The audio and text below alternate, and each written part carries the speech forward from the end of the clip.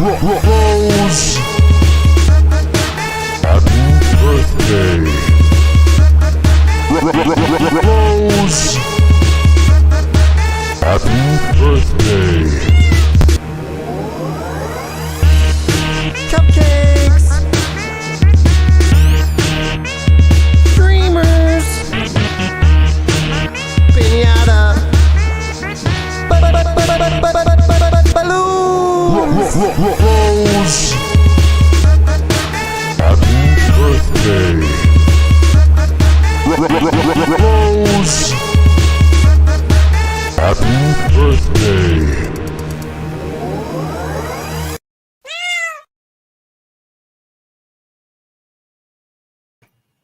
I don't know where you found that, but that is epic. Thank you, Mark. Thank you. As much as I despise cats, you should be thoroughly impressed at what I went through to find that. I really enjoyed that. Thank you, Mark. Well, You know, go ahead. and before we went on the Charlie. air, Mark was complaining about how long it takes to edit things. Now I know why it takes so long, Mark. Well, that wasn't an edit, young man. That was a discovery. Okay, so all I need to do was pull it in, and I got it. But good morning, everyone. Happy Saturday. Hopefully, you guys are up on some areas of the country. It's pretty dreary weather outside. We have an insulating blanket over the state of Florida right now that is keeping our heat in. So it got really hot. At 6:30 this morning, I went to take my garbage out because I forgot to take it out last night. And my God, was I choked. I was choked by the sheer humidity that just, wet noodled me in the face. Good morning, Saturday morning. Hey, Charlie, by the way, how are you over there in Nevada? You guys are worse off than we are because you're having microwave heat out there. Too bad. I feel for you. No, I don't. But anyway, so good morning, Saturday morning. Cartoons is here. This is a special, yet another special program. Focused on our dear friend Rosemary, who forced me to do something that I really didn't want to. I really didn't. Rose, happy birthday. That's enough for one big hairball in my throat. So I want to bring up my rest of my crew here. Jerome Connor. Hello, Jerome. Good morning, Mark. And good morning, Rose, the object of our objectivity here. So explain to me this big 5-0. What's that, Jerome? Well, I was just going to say, this seems like this is like her third 50th birthday because we've done this type of show before. And I thought it was her 50th last time, too. Yeah, I'm suspicious, too. I honestly think that she told me her birthday was sometime, this week, last week, or last month. Why the hell we're celebrating it on a Saturday? I'm waiting for the explanation. Go, Rose. On Sunday, it was my 50th birthday. We did do a birthday special. Liar. We did a birthday special last year. We did, Jerome, for my 49th birthday. All right. And that time was I focused on cartoons from 1971, the year I was born. This time, we're going to focus on some of my favorite cartoon episodes from the cartoons I grew up with. So that is the difference. So we're not in any time warp or anything like that. This is, in fact, your birthday week. Yes. Yep. Okay. I had my birthday on Sunday, and Sundays are quiet days, and not much really happened on my birthday. So, that's horrible. Just because things, the way now it's my turn, so I'm doing a birthday. It's June, and I'm doing a birthday show. So. Okay. Wow. It sounds like we have no choice. The way she put it to us is like, it does sound like we have no choice. I think we've got a gun. We've got a gun to our head. And it's a cartoon gun that shoots out pow. I got a freaking hairball in my throat that you wouldn't believe just from watching that last. Oh, come on. The cat doing the moonwalk. Thank you, Alfred. You know, I am good at finding things on the internet, and when I found that, I literally had to count to 10 because I was convincing myself not to do this. Okay, and unfortunately, this is the result. What? It's your birthday, My birthday month because 50 is so epic. Okay, you know, it's not that epic. I got news for you. It's not that epic. I think we've been there. At least I've been there. So have I. Yeah, it's epic because I'm going to have to get new glasses. Okay.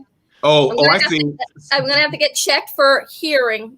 You know, at some point I'm going to have a colonoscopy. What? Whoa! Hold on, lady. You didn't have to go that deep. That's what 50 gets you. Wait a minute. Did she get her membership to AARP yet?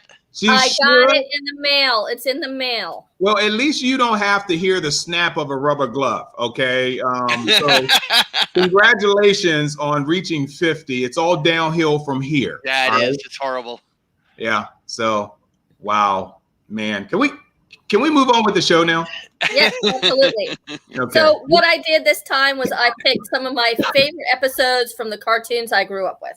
And we're going to start off with probably Scooby-Doo is my favorite cartoon. Everybody knows this. But really close second is the Flintstones. And the Flintstones was out before I was born. So it's been on basically all my life that I could remember. It was playing in the morning or in the afternoon. Sometime somewhere I was watching the Flintstones. And one of my favorite episodes of the Flintstones is, there's so many great episodes, but the one that I picked for today is called The Twitch, where Fred wants to help Wilma with her, she's got this thing going on, a fundraiser. And he says he's going to get Rock Roll, who's like the big deal, you know, the Elvis of their day, to come and perform. And he does get him to come. But unfortunately, right before the show, he eats some pickled dodo eggs and has an allergic reaction. So to save the show, Fred dresses up as Rock Roll. So go ahead and play that clip. There he is. Fred, all those people out there now belong to you. They're your public, all yours. My public? Yes, how about that? I got my own private public. Here he is, folks! The sensational, the one and only Rock Roll!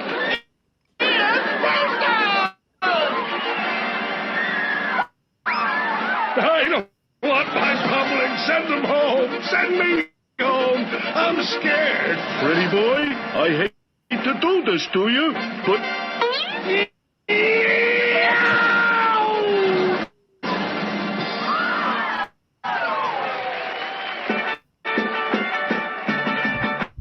There's a town I know where the hipsters go called Bedrock. Twitch, when you get it, then you do the twitch in Bedrock. Twitch, cause the twitching fine. Have yourself a time in Bedrock. Twitch. He's exciting. He's marvelous. He's Fred. Well, we'll twist around the clock tonight in Bedrock. Twitch, and Rock is gonna roll, and Rock is gonna roll, and Rock is gonna roll, and Rock is gonna He's got that Billy the Billy moment there. That's how I see it. And Rock is gonna roll. Sorry. Must have dozed off. That's what happened at the Grammys.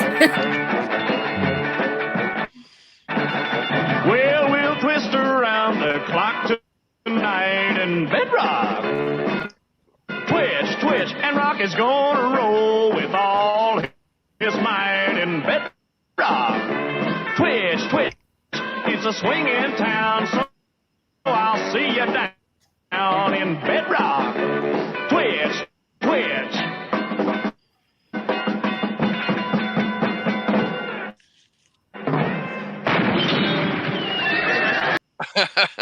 Wouldn't that be more like Ashley Simpson on Saturday Night Live?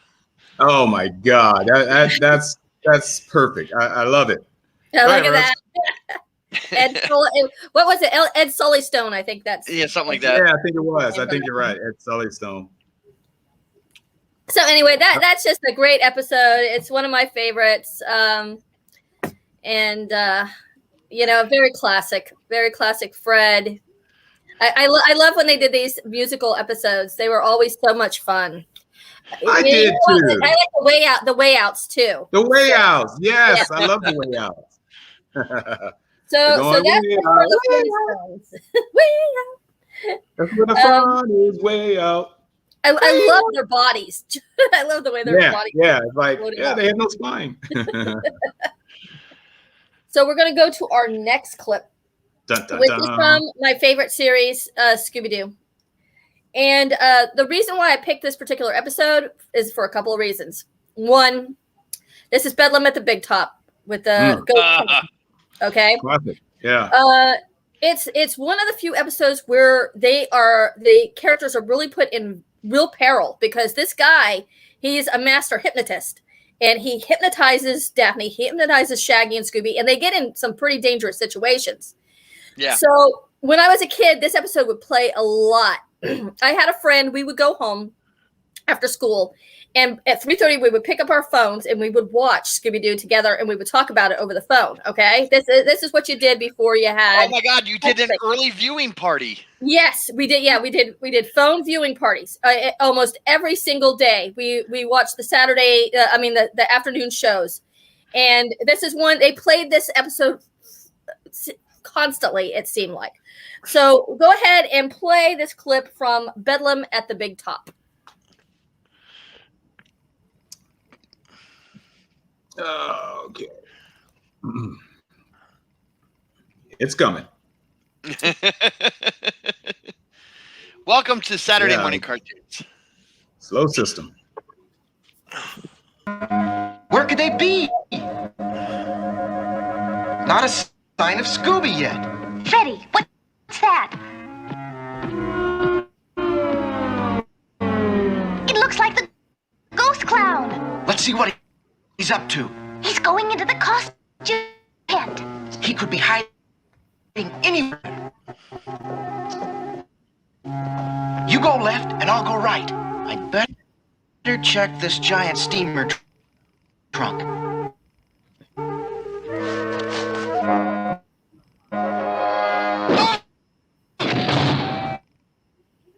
Freddy, what is it? Freddy? Where are you? You will pay attention for a time. And soon your thoughts shall align. Watch the pretty coin of gold, and you will do as you are told.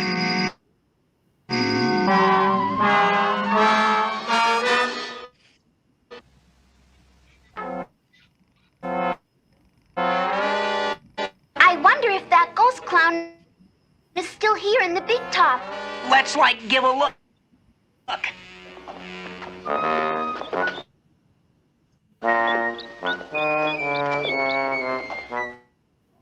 What's that? It's Daphne on a unicycle. She can't even ride a bicycle.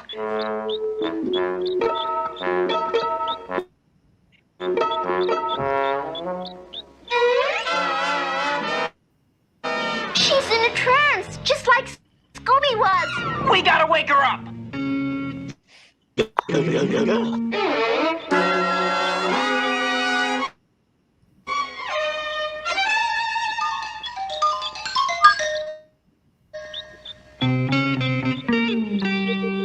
This goes on a while. You can end it here. Okay. Yeah, that goes on. That one goes on for a little while. Anyway, I think they find a elephant that sprays her with water, and that's how they save the day on that one. So this was a season 1, episode 10 episode, And I think this first season was really probably one of the best. They had, I think the villains kind of became a bit more goofy later on. But I really like this one. The bad guy was actually seeking revenge against the circus because they caught him stealing and he'd been arrested. And so that he was trying to destroy the circus and almost succeeded if it hadn't been for those meddling kids. You know, between this one and watching the original Stephen King's It, I have to say that's when I determined clowns are creepy. Well, yes, that and John Wayne Gacy. So yeah, there you go. So that's my actual all-time favorite episode of Scooby-Doo. So we're going to move on to another show that everybody's familiar with. It's The Jetsons. And I love the Jetsons. It was another show that came out before I was born. Most of these shows did, but they, everybody knows who the Jetsons are, and they've been around and a part of pulp culture forever. And the episode that I chose is not really the episode I wanted, but it's very hard to find Jetsons episodes on YouTube. And but the one I picked was the introduction of Astro, and it says it was season 1, episode 5, but I read somewhere else it was episode 4. So I'm not exactly sure which episode it was, but it was right there close to the beginning. And so Elroy brings home this stray dog, just like my daughter brought home every stray cat she could get her hands on. He brought home this stray dog. And of course, George is not happy with that. So he decides to buy an electronic dog. And they decide we're going to decide which dog is the best. George dresses up as a burglar to do this test, but little does he know there's an actual cat burglar in town that's going to break in at the same time. So of course chaos ensues. So you guys were like both muted. So I know I was going yay for cat burglars, yay for cat burglars. You know. So why don't you go ahead and run the clip of The Coming of Astro, which is the name of the episode.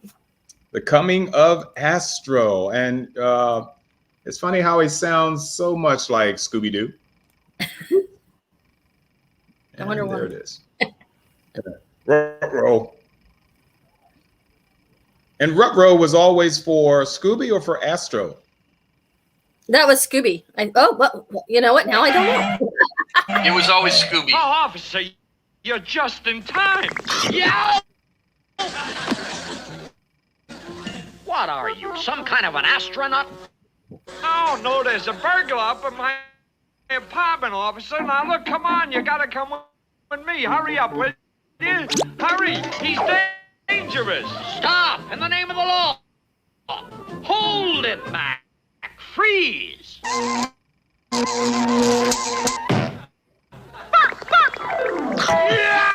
original. Okay, masked man, let's go down to the station and have a talk. What's your name?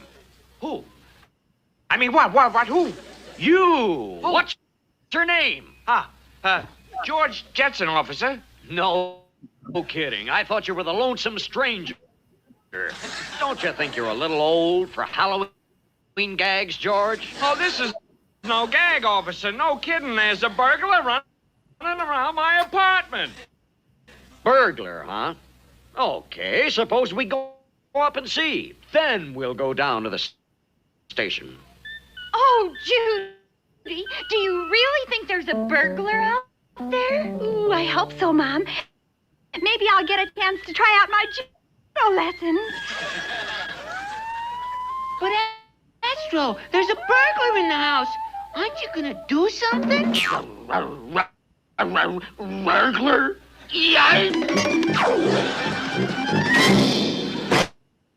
Yippee! He did it! Astro captured the burglar! Astro captured the burglar! Hooray for Astro! I knew he'd do it.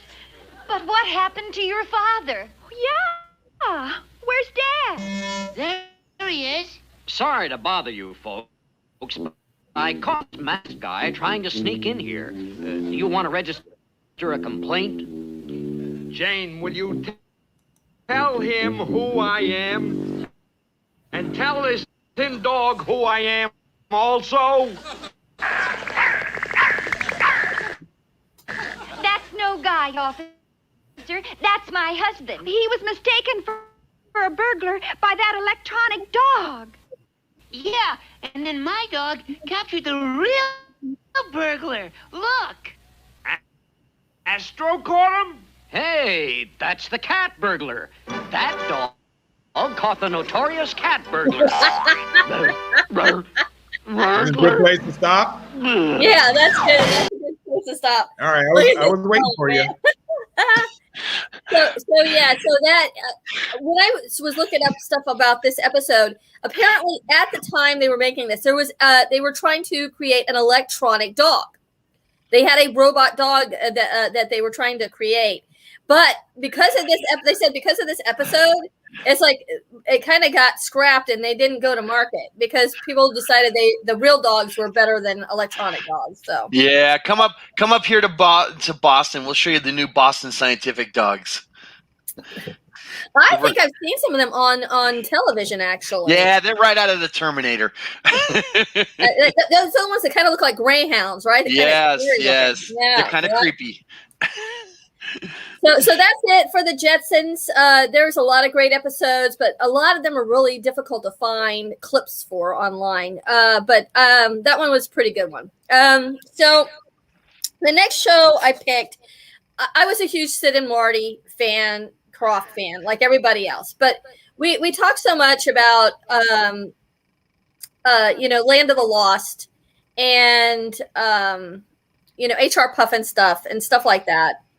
That I wanted to talk about one that I enjoyed that you don't really hear too much about, and that is The Lost Saucer. It was on ABC, and for some reason I always thought it was CBS, but I was a kid and I got stuff mixed up, I guess. It was only on for 16 episodes, but it was played out forever. It came out in 1975. It stars Ruth Buzzy and Jim Neighbors. They always seem to get these great talent for these little shows that they did. It played on the Croft Super Show from 1978 to 1985. So the 16 episodes, they just ran them over and over and over again. So go ahead and play the opening for The Lost Saucer. Alrighty. And just for you guys' info, I am experiencing, this is a network issue. It has nothing to do on my end, but there's some slowness going on. So bear with me. I thought there might be a lag from the cable company or whatever. Yeah, it might be the weather. Wow. I don't know. Now it's Mark's problem with the cable company, not Rose's. Out of the sky, out of time, coming to see all that they can find. Where to go? They go to the moon now. They've been to the sun. Please, take me along.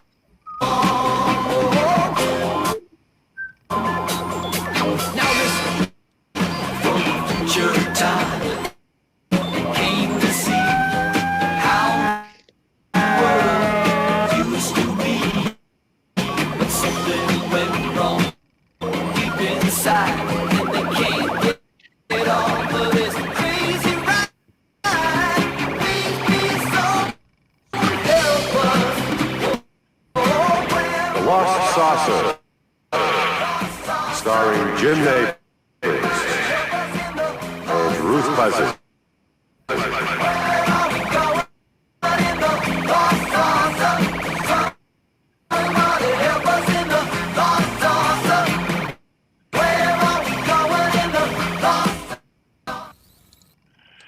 My God, I hear that guy's voice, and all I hear is Almighty ISIS, Shazam.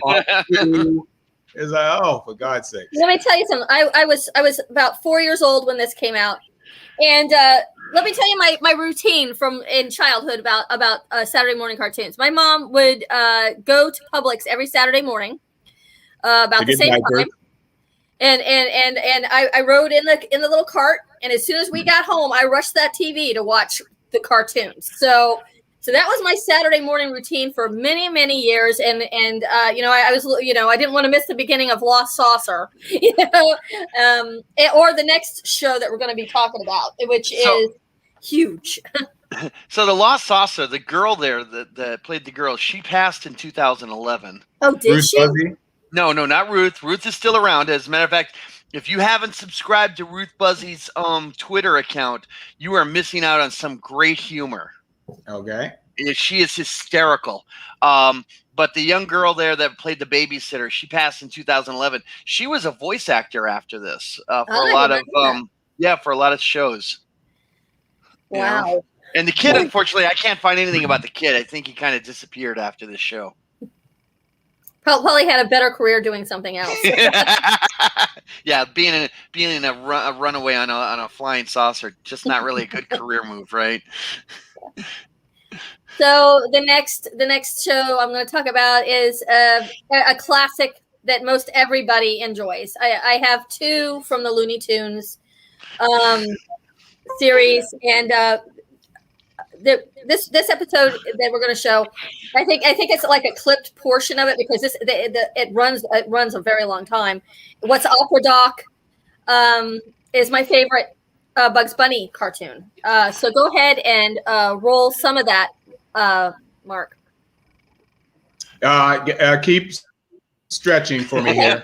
Okay. So let me tell you something about this. This is the one. This is the opera episode where Elmer Fudd. It was actually Elmer Fudd's last Chuck Jones cartoon, and he ends up dressing up in this like gold outfit, and he just runs around like a maniac singing. It looks like a tube, like he's wearing a tube. So yeah, it is like kind of like a tube. He looks kind of like a spaceman, but it's actually, I guess he's supposed to be like this like Norwegian style warrior. Viking, yeah. Viking.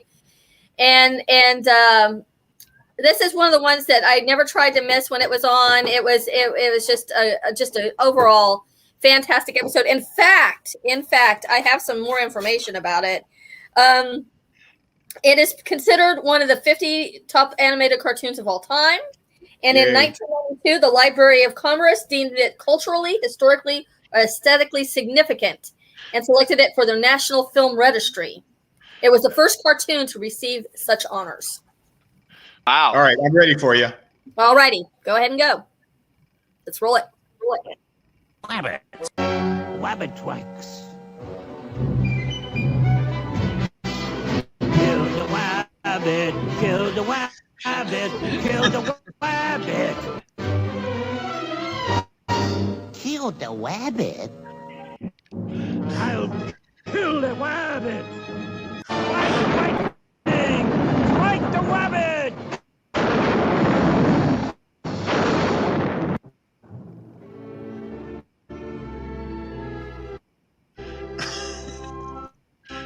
What have I done? I've killed the rabbit. Poor widow bunny. Poor widow rabbit.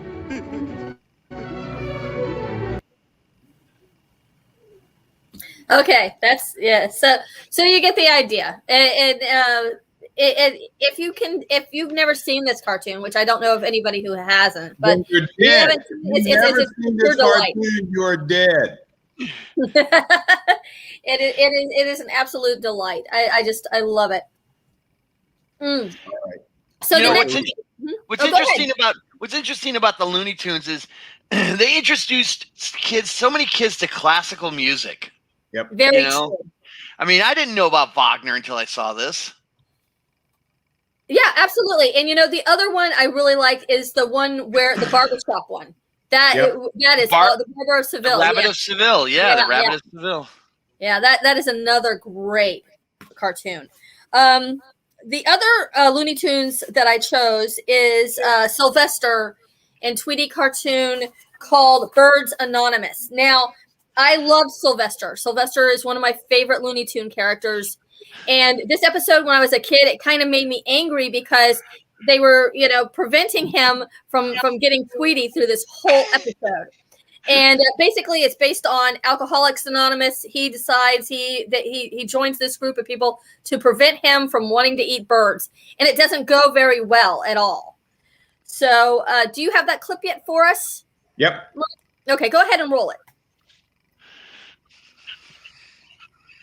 Yep.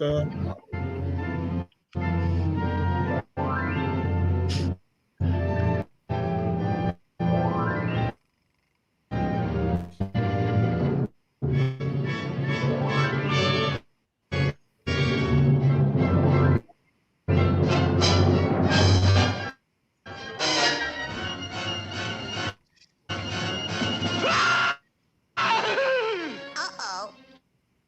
Here we go again. One little bird. Just one. Just one. No one will know the difference. No one. Just one. Then I'll quit. I'll quit after one.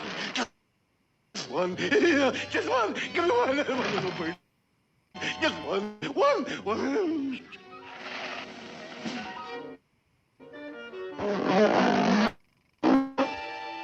Okay, you can stop it there. I don't know what alum is. I don't know what alum is, but that I was just like, I hope he doesn't die from eating that. They use that all over cartoons for that sort of thing. I don't know what it is either. But what's funny is it's a classic, getting the DTs right out of Hollywood. I've seen that sort of thing in some Lost Weekend type movies. And I think the Tom is supposed to be like some kind of character actor, but I don't know who. He's like a takeoff. What's the name? I'm sorry, I wasn't paying attention. What are you talking about? this character right here, this orange cat. I think he's supposed to be an actor, and I don't know what actor he's supposed to be. I don't either. Yeah. But at the end of this, ultimately, his sponsor there becomes he loses his mind and ends up trying to eat Tweety also. So it's a fun cartoon. It used to drive me crazy because I wanted Sylvester to win and he never did. So Tweety, I just thought was just like, I know that Mark likes Tweety Bird, but I always thought he was kind of a smart ass. Yes, I love Tweety Bird. So I picked those two as my two Looney Tunes cartoons, and I could go on with them, but we don't want to do all that. So, but Looney Tunes is classic. It was on all the time when I was growing up. That we show that opening all the time, and I remember just running to the TV to make sure I caught the opening of the Bugs Bunny Runner Hour and them dancing across the stage. It was just these kind of things. I don't know if children get excited about television openings and stuff like that anymore, but back in our time, it was a big deal. Open the TV show, you wanted to be there from start to finish. So that was the Brian has a great question there because I don't have the answer to Tom and Jerry. That's what I'm looking at. I'm trying to find out that answer. Hold on, let me finish my sentence, Jerome. I don't know if I'm imagining this, but wasn't there a crossover episode with Tom and Jerry with Tweety and Sylvester? I don't know. I don't either. So let Jerome will look that up while we go on to. It's surprising that he mentions Tom and Jerry because Tom and Jerry is the next show that I'm going to talk about. This was another one of those that I watched running home from school with one of my our phone viewing shows. And this particular episode was one of the ones that, once again, they played ad nauseum, and we would make fun of it. We got a big kick out of it, and we would go around school in the playground going Dickie Mo, because it was just a crazy cartoon. This Captain Ahab character was just nuts.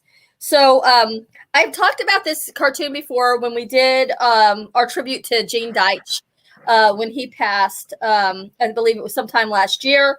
But the funny thing about this is these particular cartoons that Deitch did, they look a lot different from most of the Tom and Jerry cartoons that because it was done overseas. There was a translation problem. So there wasn't a lot of dialogue, and it was on a shoestring budget. So go ahead and play part of Dickie Mo for us, Mark.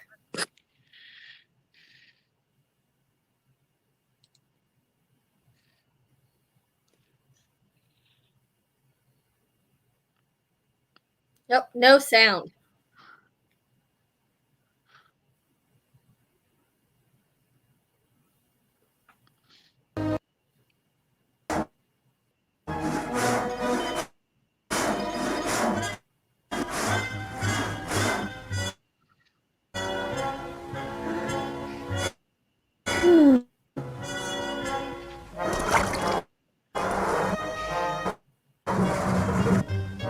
at this, what this jerk does.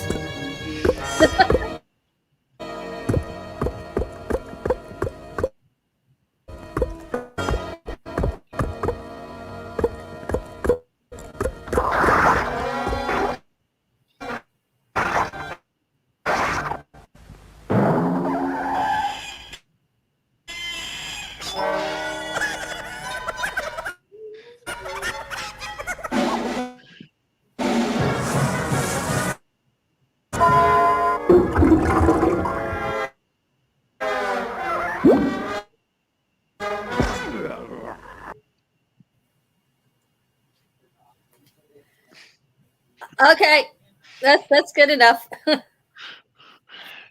The answer is they never had a crossover. Tom and Jerry were owned by MGM, and Tweety and Sylvester were Warner Brothers properties. It would have made for an interesting crossover, though, I would think. Yeah, but the studios were constantly at war with each other, so there was no way that was going to happen.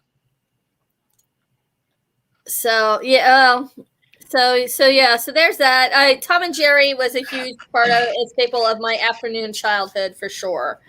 And so we're going to move on to the next one. This next one is actually my introduction to anime and Japanese animation studios, and that would be Speed Racer. Now, I found out some interesting... If you see me guys moving away, I forget to mute myself. I'm talking to my contractor. So go ahead. Oh, okay. Yeah, saw him running down the stairs a minute ago. I found out some interesting news about Speed Racer that I never knew while I was researching this. It was actually based off of a manga series in the 1960s called Mach Go Go Go. Yes. So it was actually inspired by two films that were very popular in Japan at the time, and that was Viva Las Vegas and Goldfinger. The Aston Martin was actually their inspiration for the Mach 5. So go ahead and play this clip if you would. It's the opening to Speed Racer. We're gonna sing it. Look out. Here he comes. Here comes Speed Racer. He's a demon on wheels. He's a demon and he's gonna be etching someone.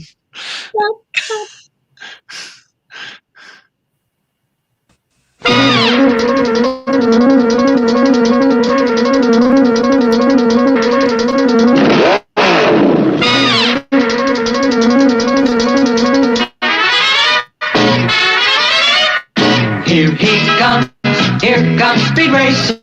He's a demon on wheels. He's a demon and he's gonna be chasing after someone. He's gaining on you, so you better look alive. He's busy revving up the powerful Mach 5.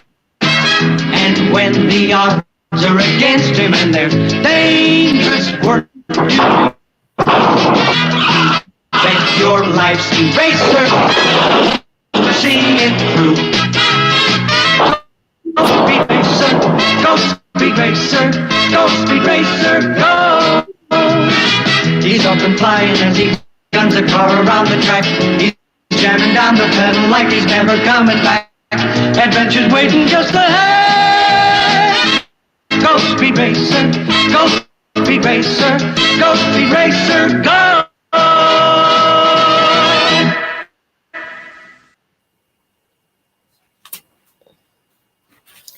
There were 52 episodes of Speed Racer that were made between 1967 and 1968.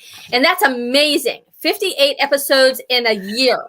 These days, you're lucky to get 12 episodes of an anime and then wait 2 years for 12 more episodes. So back then, I guess production companies were a lot more efficient, and they just, because they get the scripts and stories from these mangas mostly. Well, wasn't this? These days, it takes us so long to develop everything. Well, wasn't this already an anime in Japan, and then they imported and just did the voiceover work here in the States? Yeah, absolutely. And I mean, that's the same thing though with most of the stuff today. But a lot of the shows now, they try to simulcast them, and they're usually like a week apart. Like My Hero Academia, they'll come out with an episode that you can watch with subtitles, and then maybe a week or 2 weeks later, you get the American dubbed version. So, but so yeah, they had these episodes already. They came over to America.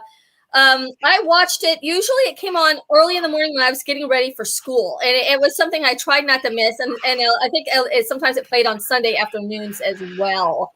So, but that was my first real introduction to Japanese. And I always wondered when I was very little, because I didn't understand. I was like, the lips look funny, but movements. But now now of course, you realize, but they do a lot better job now with the dubbing than they did back then. But still, this is a classic show. Everybody knows who Speed Racer is. The movie I did not watch. But I kind of bombed at the box office, and it was really expensive to make. I really don't think they should touch it. I think they just need to leave it alone and just be the classic that it is. So yeah, that is Speed Racer. Yeah, it's a great show, and I mean, when I was growing up, every kid wanted to drive that car.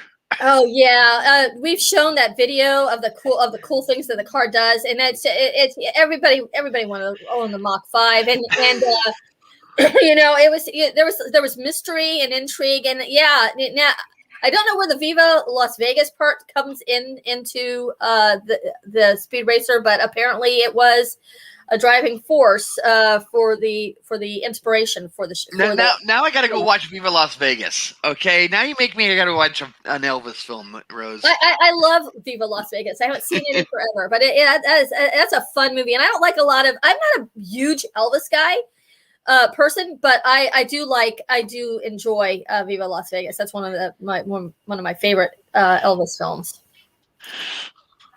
You're muted, Mark. Yeah, I was having a conversation. Sorry about that. So any thoughts on Speed Racer for you, Mark? No. Well, then let's just continue on. I want to talk. Okay, I'm bringing up the Wonder Twins from Super Friends, and you're going to be like, "Oh, why? They're horrible." Well, these were. This is another one of the things that my friends and I loved to kind of razz on when we were children. And the Wonder Twins were funny. They had these really wacko powers. Okay.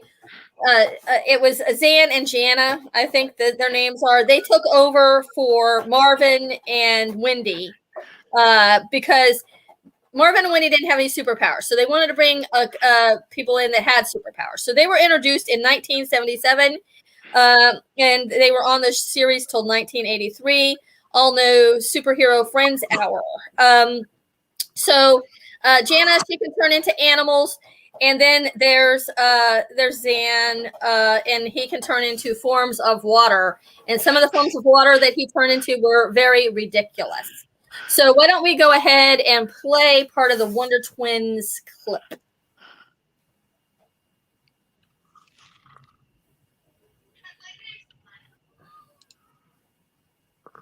The other Super Friends. We'll have to try to rescue Aquaman ourselves. Right, Wonder Brother. And for that, we'll need a little Exor handiwork. Wonder Twin powers, activate. Form of a seagull. Shape of an ice gondola. Come on, Leek, let's go. Okay, I purposely stopped this just to say that these are the dumbest superpowers in the history of animated superheroes. That's she turned into a pretty strong seagull to be able to carry not only the damn monkey, but also that ice chair too. I'm not sure. Going to do? What is it going to do? How is it going to help with anything? I'm not sure if I like the Wonder Dog or if I dislike the Wonder Twins the most. I don't know. Sorry.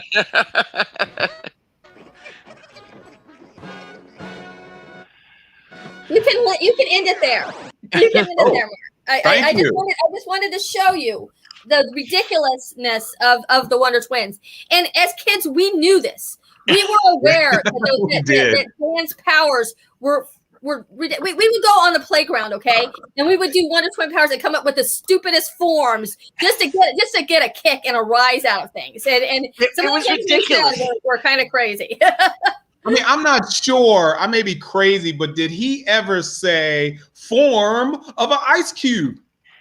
I know he turned into a wave of water a number of times, and then he had to be carried in a bucket by the monkey. In a bucket, yeah. Okay.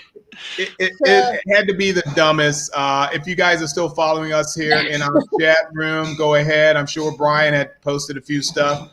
Jennifer, thanks for listening in.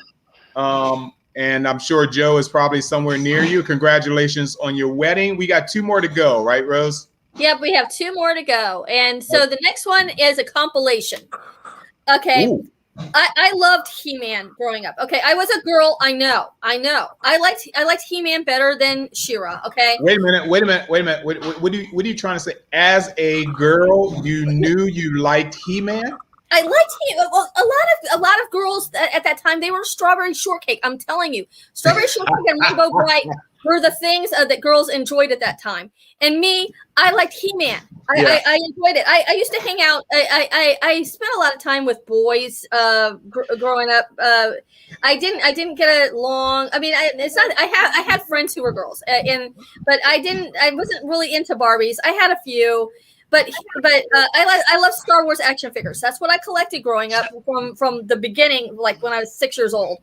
I wanted the He-Man ones, but my parents would not buy me He-Man. Okay, so I had to the boys would come in with show and tell, and they would bring in their big Castle Grayskull with all their figures, and I was just like, I want them. I want Faker. I want I want Beastman. And my parents put their foot down. No. So I love Skeletor.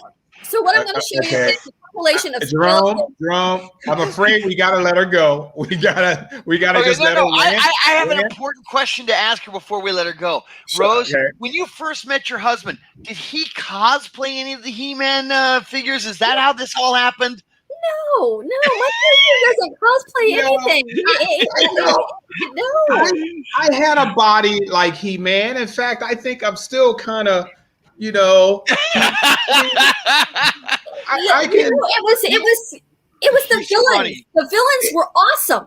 Okay. Wait a minute, you were hot for the villain. Do you realize all those bodies were duplicates of each other? Every single one of them had the same shape.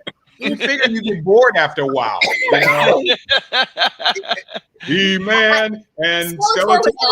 Skeletor was an awesome villain. Skeletor was an awesome villain. He was. Yes, Skeletor. And what I want to show you is a compilation of his greatest insults. Oh, yes. I always wondered, how did Skeletor drink anything? I mean, doesn't it just go right out of his throat or to the side of his jaw? I think he just pours it down his throat, Yeah. I don't think it makes it that far. It's like poor Skeletor. Okay, I'm ready when you are. Yeah, go ahead and roll the footage. Yeah, poor Helator. Tight on your gang. You were a whip scientist, and you could be a whip villain. It's the sorceress, you boob. They should call you Whiplash. Quiet, or I'll turn you into a suitcase. Do you not hear Dr. Smith in all of this, huh? Come on. Just as I suspected. Hello, you metal munching moron. Why do I surround myself with fools? Even the robots are smarter than you. You overgrown alley cat. You pathetic pair of pitiful pinheads. You tin-tongued dolt. I'm talking about my patience, not my body. Dolts, halfwits, bunglers, brainless idiots. You couldn't even beat a motley group of gnomes. Get over here, you furry fool. Right, ye fools. You flea-bitten fur brain. Because unlike you, Batros has a brain. I could write book about what you don't know. Of course. I'm sorry. I tried to get away from it. I tried. So yes, it's brilliant stuff. That was Hans Oppenheimer, I believe. Yeah. Yes, voice actor. Alan Oppenheimer. Yeah. Alan Oh, Oppenheimer. Alan. Okay, Alan. Yeah, Alan Oppenheimer. Just brilliant. And so I've heard the rumors that Mark Hamill, I think, is going to be doing. No, Yes, no rumor. yes. It's true. It's true. Ah. Yeah. He is. He. Yeah, I mean, he's and the Skeletor. trailer is out. Forward to seeing what they do with this. Yeah, the trailer is out, by the way, Rose. Yeah, have I not should seen have it. pulled it up by now, but I'm sorry. But Cheryl's right. It seems the villains have better things than the hero. Yeah, I agree, Cheryl. Yeah, they do. They do. I'm telling you, I was hearing Dr. Smith and everything he was saying. You bumbling boo, you metallic moron. You know, it's like, oh my God, it's Dr. Smith animated. You know. Very true. He-Man ran for 2 years, 83 to 85, 65 episodes. And then it was in syndication for a very long time. Forever. Up to 1990. And what was it? One live action film? I didn't see it. I did not watch. You know, Okay. I don't really do the live action Okay, stuff. all right. So it's 80s was the cheesy era, in my opinion. There were some standouts. It was the cheesy era, and I actually enjoyed He-Man. I went to the theater to see that movie, and I was so impressed at the casting that they did with Frank Langella as Skeletor. It was perfect casting, and I actually enjoyed that cheesy movie. You know, I'm gonna have to watch it sometime. I like Frank Langella. He made a really good. He was great. The problem wasn't the casting. It was the story that involved. She's on France. What was it? That little mechanical. No, the device girl. Yeah, the girl though. The white. What was it? Courtney What Cox. girl? Oh my God! They had Courtney Cox so that you had some sort of normal human involved. It was a really and the principal from Back to the Future was the cop also. It just was horrid. Yeah. They had some cheesiness in me. I mean, trust me, they a really lot did. of cheesiness. Yeah, Get but the wine I crackers when you watch it, enjoyed Rose. it is on my list of watchable things, but you know, you take it with a grain of salt. Of course, sci-fi, so everything you got to take with a grain of salt. I did not know Courtney Cox was in it, so now I'm gonna have to watch it. I love. Oh yeah. And science, Courtney Cox. Hold on. Was that a young Tom Paris? I think so. From Star Trek? I'll have to look and see. Yeah, from Voyager. I think that's Voyager. a young Tom Paris who played opposite Courtney Cox. Yeah. Oh, now I definitely have to see it. Robert Yeah, Downey you Will. Wow. I think it's on Netflix or wherever you can find it. But it's a Saturday afternoon popcorn piece of crap. So you're really going to have to sit and enjoy it. I think you will. Yes, Robert Duncan McNeil was in it. Yes. Wow. Young Tom Paris who are opposite. And, of course, those two teenagers meet He-Man. Okay, so we got Dolph Lundgren as He-Man. Yeah. Oh, Man of Wars. Who was that? Man of Wars. Let me see here. We've got Tila, Beastman. Hang on a second. Man of Wars. John Cypher. Yeah, he is a very well-known character. Played the actor. chief of police in Hill Street Blues. That's correct. He was the chief of police in Hill Street Blues. I think it was. Yeah. Evil Lynn. Was Margaret Foster. Oh, she was so hot. Oh man, she was so hot. And she it was also like everything in the 80s. what is the bird goddess's name? What was her name? What was she called? Who, Sorceress? The sorceress. What's Sorceress her? is Christina Pickles. You will know her face immediately as soon as. Oh yeah, you she was see on it. St. Elsewhere. Yes, she was. There's a lot of five-time nominator for St. Elsewhere, and she ends up on this film. On this film, but you know, this is for the special effects of the time. It was pretty damn good. I really enjoyed it. Yeah, so weird. Anyway, yeah, so you got to get it. Billy Barty is in this. Billy film. Barty was the little he was. Yeah, it was hysterical. You need to see this film, Rose. I really think you should. Oh my God. It is definitely he's right. Just except the only thing I could recommend different than what Mark said. Worthless hunk of You want a really big bowl of popcorn. Yes, you need a really big bowl. I agree with you, Jerome. You need a really big bowl of popcorn to watch this 2-hour movie. You know, it's a serious turn the brain off. Yeah, it's Masters. I really did like Masters of the Universe. I'm serious. It was so silly and stupid, but it had some really cool scenes in it. Yeah, you know. So, hey, Jerome, would you put it in the same category as Flash Gordon?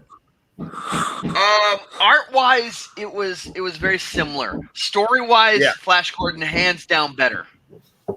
Yeah, I think art-wise it was similar, and you're right. I think Flash Gordon was probably better. So yeah, you got to see that. So that's He-Man. Good job. All right, we're down to our last one here. So the last one, I have to, we've shown it before, but I want to put it on again because I was a kid of the 80s. I did not have MTV. My friends did. So I have to go to their house to watch MTV. Okay. But there was a show that came out that mixed music videos with cartoons. It was on NBC from 1984 to 1985. And then it got picked up in 1987 by CBS. They started rerunning the shows. And that is, the show is Kid Video. Oh, not Kid Vid. Yes, Kid Video. I loved it. Well, I don't even know. I would have been maybe 12, 13 years old. And I just thought it was the coolest thing to have, people going into the cartoon world, and these musicians. And that is Robbie Rist there, but best known as, he is known as Cousin Oliver. He does a lot of voice work now. And he's on the convention circuit a lot. I hope to meet him at some point. He was in Miami a couple of years ago before this whole fafoofle, but I didn't get to go. But why don't we go ahead and play the opening for that? Because I just had to include it. Why? I'm still trying to. Birthday, because it was a big deal to me when I was a kid. Yeah. So you can have anything you want because it is your birthday party, and you go ahead and watch the last of her celebration to it. Wait till my birthday comes around, damn it. I mean, I don't know if mine falls on a Saturday or not, but just wait until my birthday comes around, okay? Yeah, I gotta wait till mine too. This ought to be fun. Yeah, mine let's see, mine is in August as I fuddle around with keys here, guys. I think we're good.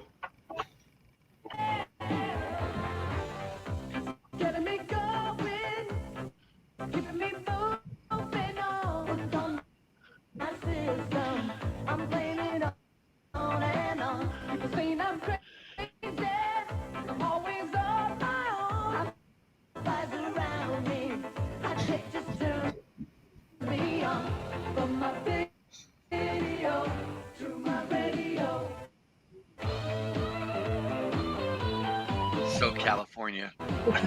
Yes, it is.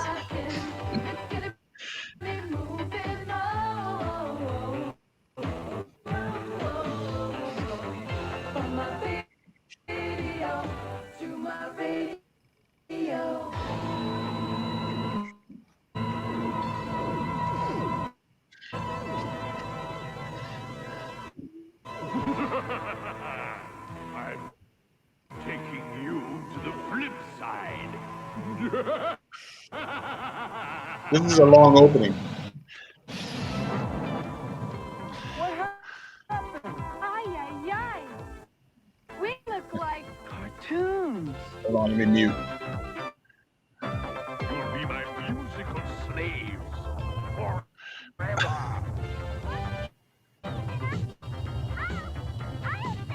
I love the leg warmers.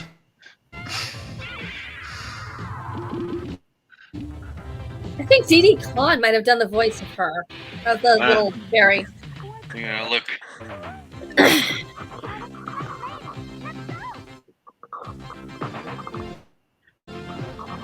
But yes, he liked their music so much he kidnapped them and sent them to the flip side to be his musical slaves forever. Kathy Cavadelli. Oh, okay. She's Powerpuff Girls. Ah, all right. But yeah, so Blossom. She played Blossom. okay, that's where I know it from. That's pretty cool. That's pretty So cool. when you run into her, just look at her and just go, "Kid did." And watch him cringe. So yeah, so that's it. That's it for my birthday. I hope you all enjoyed my pick for some of my favorite episodes and memories of growing up. With cartoons, you know. Let me get this out of your face here for a minute. Okay, there you go. All right, so Jennifer says she really liked this show. Good to hear, Jennifer, and I think she said happy birthday to you too. Thank you very much, Jennifer. I appreciate that. Yeah, we know Rose is 50 and she has no taste in cartoons, but that's okay. Overkill now. Hey, I didn't submit you to the Smurfs or anything like that. Well, you know, that is the one thing we are very grateful for. Yeah, I probably would have not shown the Smurfs if you asked me to. You know, it was something that was. I mean, it was huge. It was a huge show. I mean, everybody watched it. You know, and we would talk about it. Then you know, it was cartoons back then. It was something you watched them on Saturday and you came to school and talked about them. You know, what are we talking about? We talking about the Smurfs? Yes. Yeah, any of the Saturday morning cartoons, but Smurfs was very popular. It was very popular, and it would be something that we you know, a lot of times we made fun of it, but it was a show that we all watched. We still talking about the Smurfs. Yes. Okay, hold on. Let me tell you. Back then, in the 70s or whenever the Smurfs came on, back then, the early 80s, yeah, 80s. I think I actually watched one episode of the Smurfs, and that's all I needed. That was it. You know, it's like, and look, Jennifer says she never missed the Smurfs. You guys are. We didn't. It was must see TV. It wasn't. Waiting to see if Gargamel was going to win, and he never did. You know. Are you insane? Are you? The origin story of Smurfette is like classic. It is. Okay, look, I seriously, honestly think that I went outside the play at that hour. No, you didn't. You were already in college by then. No. Oh, yeah, I know I was, but I wasn't like Saturday watching Smurfs. I honestly think I'm slightly younger than you, Mark. So I was, you know, we were. I think it was about 9 and 10, maybe 6. It was, you know, 6th grade was huge. It was a huge cartoon era. You know, she's right. My brother watched it. Well, look, I'm glad you put Speed Racer up there in the list because that's probably. And He-Man and Super Friends. I'm glad you did all those, and even the Sylvester, you know, stuff that you put up. I enjoyed that. Even the Bugs Bunny, Elmer Fudd stuff that you put up. That's my era. Lost Saucer. I may have only watched 1 or 2 episodes of this stuff. You know, it was fun. It was fun. It was a lot of people. You know. Adults, you know, it was critically panned, but you know, it wasn't made for adults. It was made for little kids, and I was 4 years old when this came out, so I liked it. I loved production value. I mean, you look at it now and you're like, wow, this is cheesy as hell. But you know, I was 4. You know, hey, you know what? It was fun. Out of the 11 stuff that you put up, I think I can only relate to 9. That's pretty good because most of the time you can relate to 0. Yeah. What is Jennifer saying? What's Jennifer saying here? She says I had a Smurfette cake for my 5th birthday. Yeah. Okay, so you know your parents forced you to have that cake. You were not smart enough to say I wanted a Smurfette cake. You must be out of your freaking mind, Jennifer. Hey, you know, it really. I think boys and girls both watched the show when I was growing up. Okay. And because they have, you know, it's a majority male cast, and I think, you know, it was a lot of people like Smurfette. You know, there you go. No, you know what? It was all white people that watched Smurf. Hey, it was white people because we didn't want another minority in our community, so we weren't gonna have any blue people around. So y'all watch Smurf. We didn't watch the Smurfs. You know, it's you know, before Avatar there was the Smurfs. You know. If you're what? That's true. Before Avatar. Before Avatar, right. No, before Avatar. Smurfs on steroids. Oh my God! There's a great Robot Chicken where they mashed up the Smurfs and Avatar. It was funny. No, this is not safe for work and not PG. Okay. Well, you said you're glad you didn't include the Smurfs, and we're talking about it like crazy right now. So well, you know what? I didn't because I said be glad I didn't because I know how much you dislike the Smurfs. Okay? Oh my God! But you know they get an honorable mention because it was just huge when I was a kid. Well, and the other thing I didn't mention was Dungeons and Dragons, only because we just recently mentioned it, and there's not a lot of clips out there, and I didn't want to show the opening again because we just did it a couple of weeks ago. Well, you know, I'm happy that you included what you included. This is your party, you know, and I was forced to be here. I had no choice. Hey, I love the cat clip. Thank you. That was a nice surprise. That was fun. Yeah, you know what? That cat clip, that was a nice surprise for me too, believe it or not. So we'll have to run that cat clip more often instead of the monkey. Rose, happy birthday. Rose, happy birthday. Cupcakes, dreamers, piñata, balloons. Rose, happy birthday. Rose, happy birthday.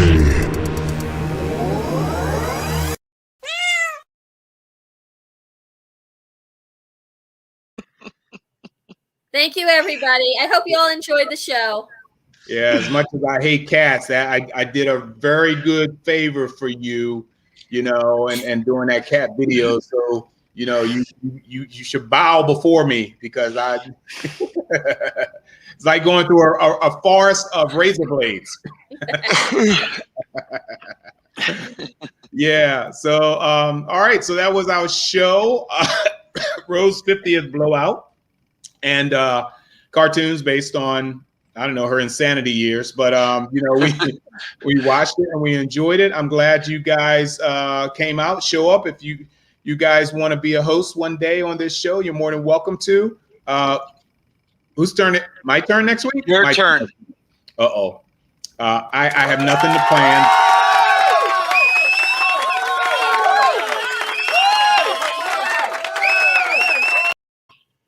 I'll come up with something today or tonight. My contractor's here, and he's giving me the side eye because now I have mold in the wall, and we're gonna have to rebuild the entire wall now before we even retile the bathroom. So I just hearing the words coming out of his mouth while he's upstairs, and I'm hearing him banging the tile and woo, you know, stuff like that. I said, oh, I'm screwed. You know, so kind of figure that out. All right, guys. So thank you for joining us this week. Saturday Morning Cartoons is ending right now. Thank you. Us people still saying happy birthday. Who's that? I appreciate it. Thank you, Joe. All right. There's look at this wedding picture here. That's Jennifer on the left, who she's she's already chimed in a couple times. And there's Joe on the far right, and they were just married this week. Happy birthday! Congratulations. Happy birthday. I know, not happy birthday. Happy great wedding, whatever. Anyway. All right. We'll see you guys next week, okay? This is Mark and Rose and Jerome signing off for Saturday Morning Cartoons. Ciao. Bye. Bye.